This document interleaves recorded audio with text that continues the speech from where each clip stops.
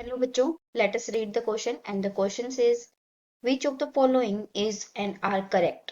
तो हमारे पास option number A क्या है, the rest mass of a stable nucleus is less than the sum of the rest masses of its separated nucleons।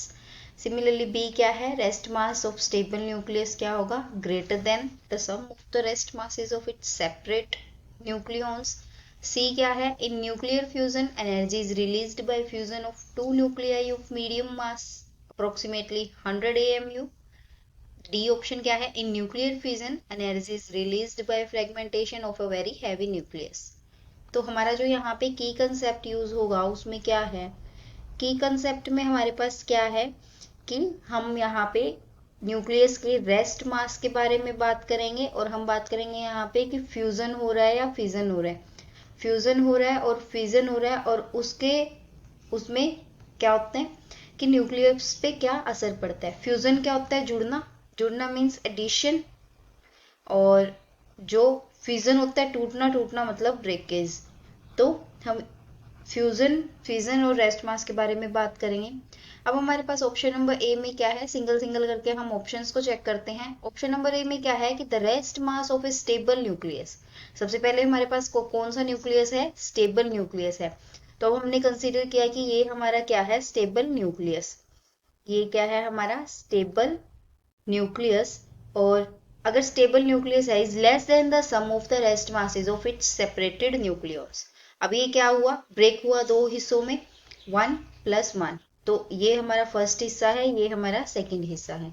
अब इसने बोला है, जो फिजिक्स में हमारे पास क्या है कि जो हमारा स्टेबल न्यूक्लियस होता है उसकी जो एनर्जी होती है वो लेस होती है।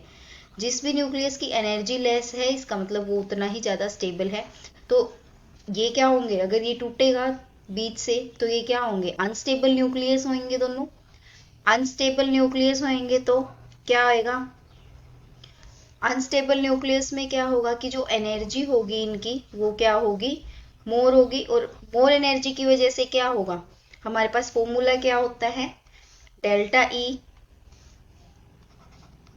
Is equal to delta M C square. अगर हमारे पास एनर्जी क्या हुई, ज्यादा हुई, तो हमारे पास मास भी क्या हो गया, ज्यादा हो गया। इसका मतलब जो इसका मास है ये भी ज्यादा हुआ, इसका मास भी बढ़ गया। और इसकी जो एनर्जी थी हमने एज्यूम की ई, तो इसका मतलब क्या हुआ कि जो हमारा स्टेबल न्यूक्लियस है उसकी एनर्जी अनस्टेबल न्यूक्लियस से क्या होगी, वो होगी लेस होगी। और इसकी वजह से हमारे जो स्टेबल न्यूक्लियस का मास है, रेस्ट मास है, वो अनस्टेबल न्यूक्लियंस के क्या होगा, रेस्ट मासेस से लेस होगा। So the rest mass of a stable nucleus is less than the sum of the rest masses of its separated nucleons.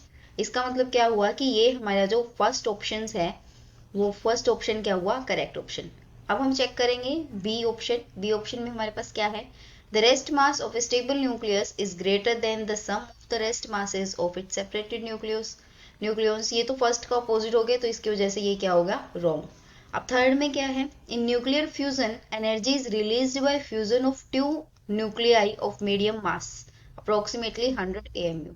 अब हमारा जो न्यूक्लियर फ्यूजन है वो कब होगा, देखो फ्यूजन क्यों करते हैं, फ्यूजन इस वजह से करते हैं ताकि हमारे जो न्यूक्लियस है वो क्या हो, मोर स्टेबल हो जाए, न्यूक्लियस मोर स्टेबल हो जाए, तभी क्या होगा, फ्यूजन होगा। अब फ्यूजन में क्या है, हम लेके चल रहे हैं हाइड्रोजन, हाइड्रोजन एटम को।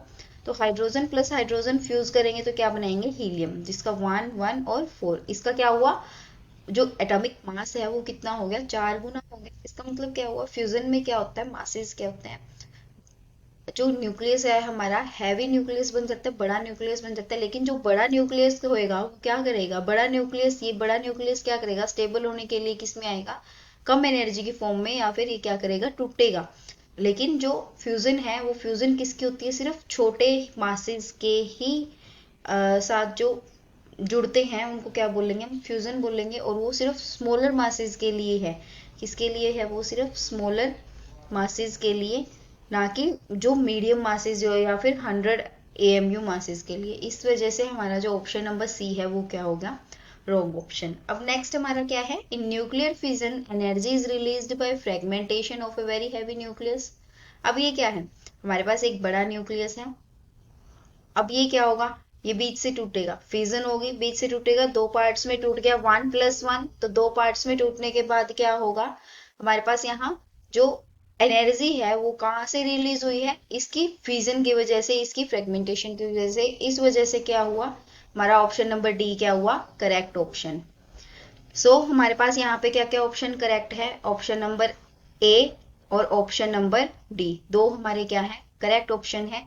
Hope you understand the solution, best of luck.